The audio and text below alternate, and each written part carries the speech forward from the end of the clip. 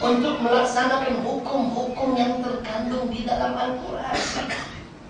Dan Allah menyatakan benar-benar akan mengembalikan ke tempat kembali. Makna buat seketika Nabi terpaksa berhijrah dulu, pergi ke Madinah, menegakkan sebuah negara Islam, menjadi contoh pada orang-orang Arab lain laksana undang-undang Islam. Kemudian 10 tahun kemudian, atau mesti pun nak balik dulu. Kita boleh tahan nak kencing. Aku tahan cepat. Dengan ini dah 7 kali aku buang air dan ada air yang buang. Tuan, ni dari Quran, tak payah bohong lah, tak boleh bohong. Saya ada dari Quran. Nabi berhijrah pada Mekah, Madinah, tafsiran dan terjemahan cukup clear cut, jelas. Kerana nak melaksanakan hukum-hukum Al-Quran. Ada hudud, ada kisah. Ta'zir selain pada hudud dan kisah. Ta'zir ini budi bicara hakim Islam yang tidak bercanggah dengan Al-Quran dan As-Sunnah. Contoh dalam Quran hadis tidak menyebut, ya, contoh soal solat. Tinggal solat dalam fasid. Sebagai kata kafir, dengan kata fasid. Undang-undang Islam ta'zir. Dia hendaklah boleh dipenjara. Mungkin seminggu. Selagi awak tak solat, awak tak akan dibebaskan. Faham? Itu ta'zir lah. Kita dengar. Itu baru benci. Jadi kafir kalau benci dan engkar. Pertama benci, lepas lain tak boleh. Kita dengar ayat ni, insya-Allah saya ingat ada tafsirannya. Tuan dengar sendiri. Ayat 44 surah Al-Maidah. Wa man lam yahkum bima anzalallah fa ulaika humuz zalimun. Fa ulaika humul kafirun. Wa man lam yahkum bima anzalallah fa ulaika humul kafirun. Dengar. Orang yang tidak memutuskan perkara menurut hukum Allah ada 3 macam. Dengar baik-baik. Kerana benci dan ingkarnya kepada hukum Allah, ingkar maknanya dia menolak. Dia benci dan dia menolak. Orang yang semacam ini kafir. Mari saya bagi satu hujah Quran. Iblis ingkar. Kerana keingkaran dia jadi kafir. Iblis beribadah lebih lama daripada malaikat. Kalau sekali keingkaran iblis jadi kafir. Benci campur ingkar kafir. Kalau benci sahaja, pahala amalan tidak diberi oleh Allah. Tapi kalau ada ingkar, wa in qulna lil malaika usjudu li Adam fasajad illa iblis aba wastakbara wa kana minal kafirin. Itu ayatnya. Iblis kerana enggan, kerana ingkar dan takabur, iblis tergolong dari kalangan makhluk-makhlukku yang kafir. Faham? Sebab itu yang kedua, penghayatan kita ketika menyambut Maulid Rasulnya adalah kita wajib mematuhi perintah-perintah yang terkandung di dalam Al-Quran dan As-Sunnah. Tolong jangan celupa mulut dengan berkata undang-undang Islam tak sesuai. Alamak, cuba cakap dengan saya. Ada 2 hujah dalam Quran. Ulama tafsir undang-undang Islam sesuai di segala zaman, segala tempat. Saya nak sebut muka surat kitab tafsir sekali. Pertama, pimpinan Ar-Rahman, keluaran Jabatan Perdana Menteri. Cetakan Jawi, muka surat 707.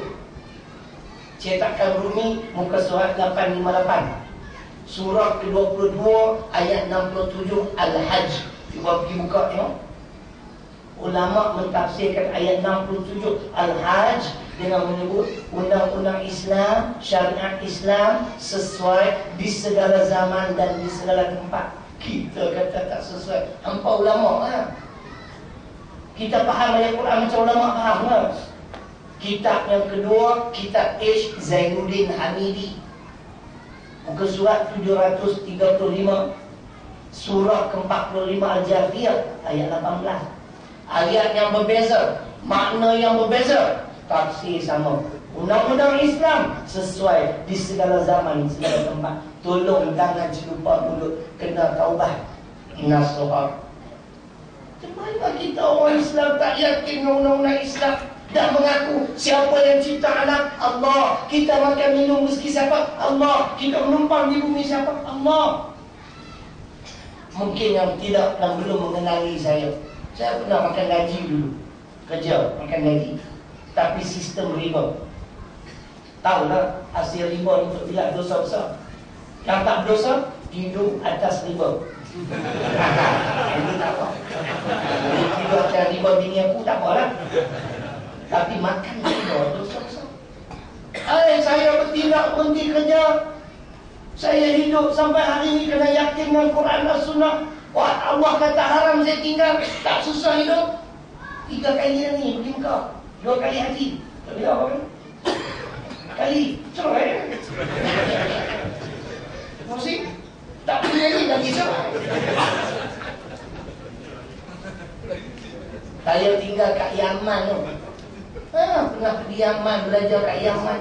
Belajar pondok Malaysia, keluar negara. Rezeki datang, alhamdulillah. Rumah saya dilelong oleh pihak bank, tak mengapa. Itu rumah yang tak halal, haram. Wa kulu mimma razaqakumullah halalan tayyiban. Al-Maidah 88. Tuhan suruh kita cari rezeki yang halal dan yang baik. Hari ini alhamdulillah saya memiliki sebuah rumah. Memang tak besar rumah saya. Bukannya 3 kaki, panjangnya 7 kaki, dalamnya 6 kaki.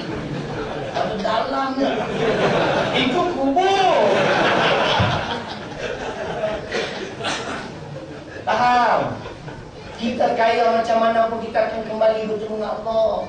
Cukup tuan-tuan, laisal ghina an kasratil arad walakinal ghina minan nafsi. Hadis Bukhari. Bukanlah kaya itu dengan memiliki harta benda yang banyak, tetapi kekayaan sebenarnya kaya jiwa. Jiwa yang merasa cukup, jiwa yang merasa puas dengan nikmat kurniaan Allah. Alhamdulillah saya tak kaya. Tapi tengok jiwa saya tenang, tengok muka tenang. Nampak susah hati ya? Susah hati sebab dia duduk kat depan. Jadi tolong, kalau sebelum ni pernah sesiapa yang pernah menyatakan undang-undang Islam tak sesuai, taubat nasuha, jangan bimbang. Tuhan Maha Pengampun, tapi bersyarat. Ayat dia ayat 89 dalam surah Ali Imran, illal ladzina tabu min ba'di dzalik wa aslahu fa innallaha ghafurur rahim. Nak mendapat ampunan Allah, kena bertaubat dan kena susuli dengan amal-amal soleh. Itu yang kedua penghayatan. Ketika kita menyambut Maulidul Rasul, kita semua wajib mematuhi perintah-perintah yang terkandung di dalam Al-Quran dan As-Sunnah. Bangun sejak, genap sejak, tolak celoteh-celoteh, ada masa kecederaan. Boleh? Sikit lagi? Boleh tuan-tuan? Siapa kata tak suka angkat tangan? Saya tak suka letih kan?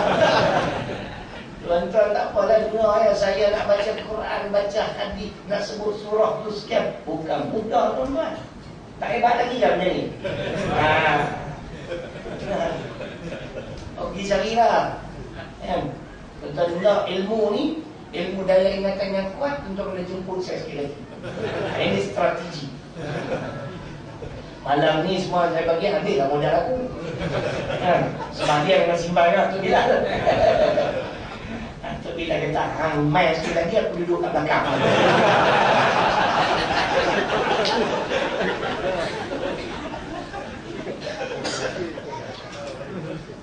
Penghayatan yang ketiga yang terakhir. Apa dia tuan-tuan? Kembali selepas ini. Nak iklan dah dulu kan. Tu air tu aku tak berhenti lah tadi cakap. Orang nak berhenti lah. Saya dah mentadbir mengurus sebuah tahfiz di Sungai Tani masuk tahun kelima. Tahun ni tahun kelima, 100 orang pelajar lelaki sahaja. Alhamdulillah tuan-tuan, sistem yang saya dengan sahabat-sahabat lain yang kami buat ini, alhamdulillah memang Tuhan buka peluang untuk menyambung pengajian cukup luas. Di antaranya mereka yang belajar di sekolah ni tapi mutmainah ni di Sungai Tani, tempoh belajar 4 tahun sahaja. Tapi Tahun kelima boleh buat permohonan dengan UNICEF atau Krisel Islam. Kalau lulus, mereka akan mengambil SPM di sana. Lepas itu pulang nak sambung bidang mana. Kami ada Al-Quran, target 4 tahun 30 ribu.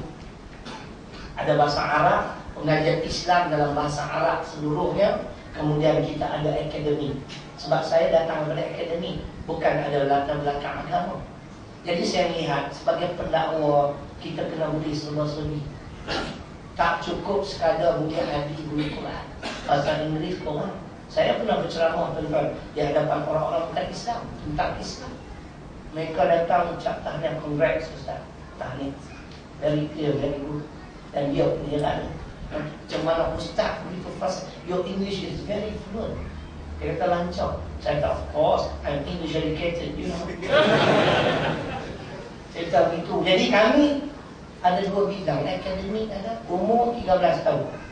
Tuan-tuan tengoklah semua ni, maklumat-maklumat saya akan tinggal. Cuma ada satu harapan yang tinggi membunuh. Kami baru sahaja selesai membina fasa keempat. Kami ada 4 buah bangunan yang hampir 2 juta.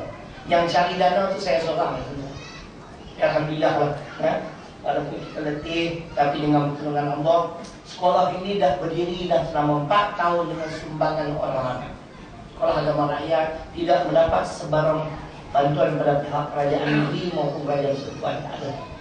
Kami bergerak sendiri, saya yang bergerak, cari dana, kita bagi pamphlet. Cara tuan-tuan nak tolong ada beberapa cara. Kami buka skim wakaf. Wakaf kami tak ada had.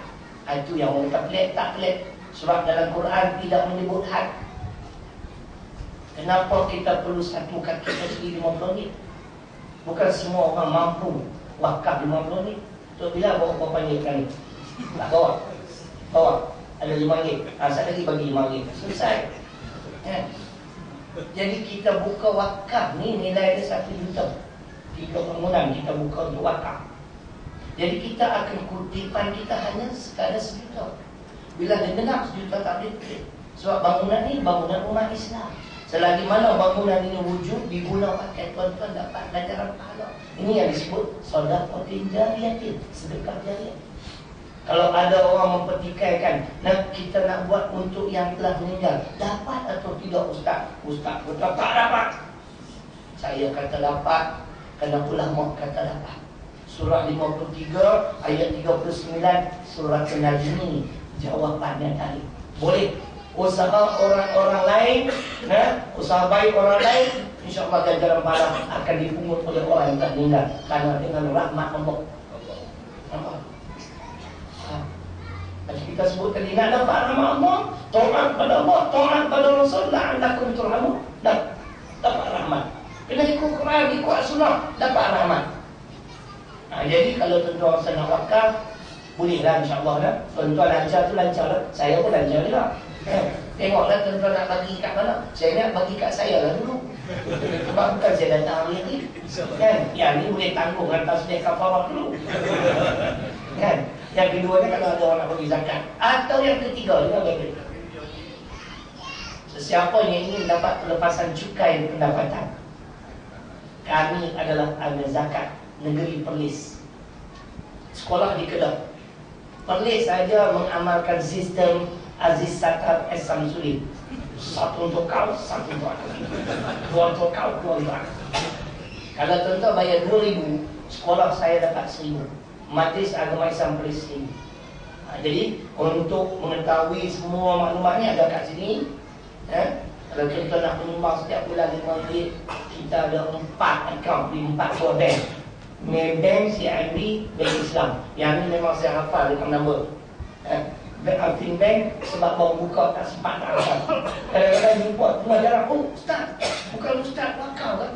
Ada akaun Maybank 552059303378. Masya Allah. Betul tak betul nasib kau lah. Betul. Saya ada CID Ustaz 023403291003. CID.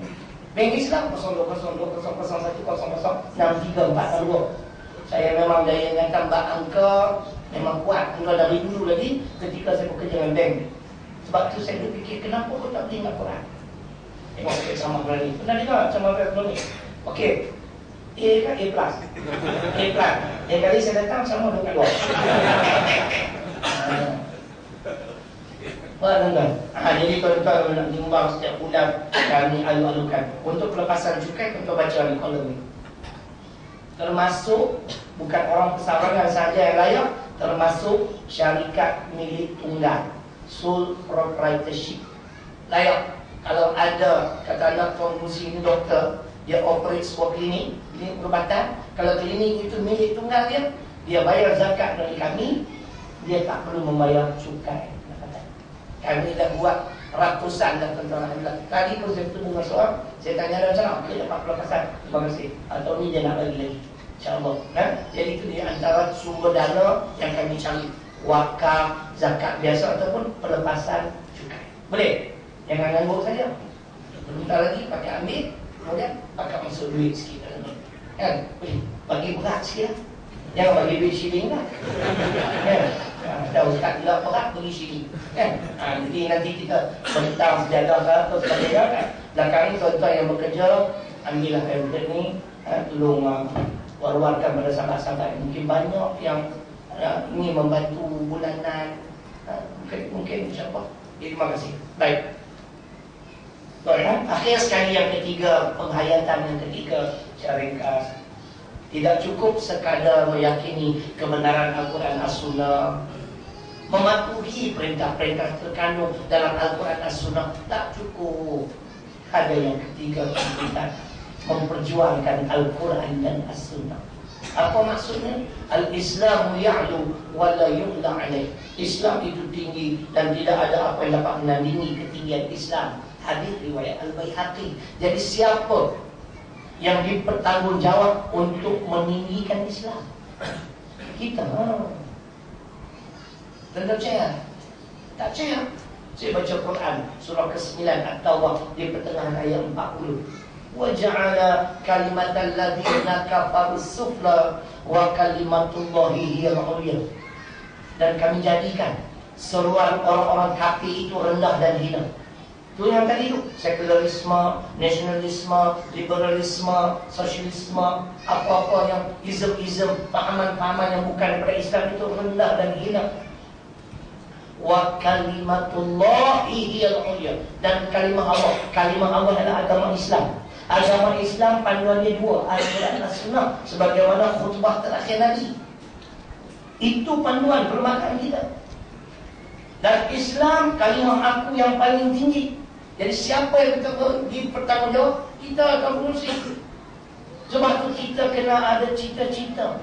Paling tidak mesti ada cita-cita nak memperjuangkan Islam, agama yang mulia ini, supaya Islam yang mentadbir dan mengurus umat manusia. Kita dengar pula hadis Muslim, orang yang mati tak ada cita-cita nak memperjuangkan Islam, mati apa agak lagi? Man mata walam yaghzu walam yuhad nafsahu bihi mata ala syubatin min nifaq. Hadis Muslim. Kalau siapa yang mati tak pernah berjuang dan tidak pernah terlintas di dalam hati untuk berjuang, mati, mereka mati munafik. Orang munafik masuk syurga ke sahabat? Dalilnya bagi ustaz tak jawab. An-Nisa 145. Innal munafiqin fi darkil asfali minan nar. Golongan munafik di bawah neraka. Sebab tu tuan-tuan, kita berjihad, berjuang untuk meninggikan Islam ini dapat menyelamatkan kita pada azab Allah. Quran pun ada. Tadi Nabi kata, kalau tak ada cita-cita, mati munafik. Ya ayyuhalladzina amanu hal adullukum ala tijaratin tunjikum min adzabin alim tu'minuna billahi wa rasulih wa tujahiduna fi sabilillah bi amwalikum wa anfusikum dzalikum khairul lakum in kuntum ta'lamun. Ni ayatnya. Ayat ini ada relevan dengan hadis tadi. Wahai orang beriman, maukah aku tunjukkan satu perniagaan yang dapat menyelamatkan kamu daripada azab yang pedih? Apakah jenis perniagaan? beriman pada Allah dan Rasul, dan berjihad nak harta benda dan nyawa di jalan Allah. Yang demikian adalah lebih baik sekiranya kamu tahu. Kalau kita tak ada hasrat nak memperjuangkan Islam, hadir Muslim tadi, kita akan mati munafik. Itu yang tak ada hasrat, tak ada cita-cita untuk mengakhiri. Apa hukum orang yang menentang Islam? Yang titik yang tadi dia tak tentang, cuma dia tak peduli. Dia kira dia apa? Mati munafik. Ni yang menentang ni jadi apa-apa. Kita baca hadis, tak lengkap. Hadis ni panjang. Ustaz-ustaz dengar. Nampak macam ustaz ramai pasal. Ramai. Matali wa matalukum kamatali rajulin aw qadana faja'ala al-janari wal farash yaqa'na fiha wa huwa yadhubuna 'ala wa ana akhidun bi hujazikum 'anil nar wa antum tafallatuna min yali. Ini hukum berdasarkan hadis Muslim dalam kitab Riyadhus Shalihin. Sesiapa menentang ajaran yang dibawa oleh Nabi SAW dalam ke jahannam.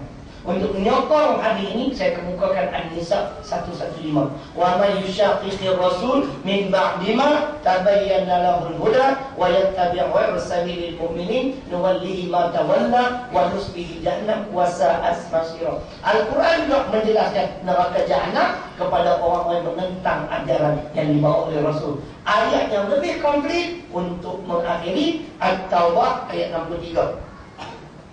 Hukum menentang Al-Quran, menentang As-Sunnah, neraka jahannam. Alam ya'lamu annahu man yuhabidillahu wa rasulahu fa'anna lahu nar jahannam khalidan fiha dzalikal khizyul 'azim. Apakah mereka tidak tahu? Barang siapa yang menentang Allah, menentang Rasul, maka sesungguhnya neraka jahannam bagi mereka, mereka kekal di dalamnya selama-lamanya. Yang demikian adalah satu penghinaan yang besar. Jadi muslimin dan muslimat, jangan sesekali kita menentang Islam. Kita orang Islam kena menerima Islam sepenuhnya, bukan separuh-separuh.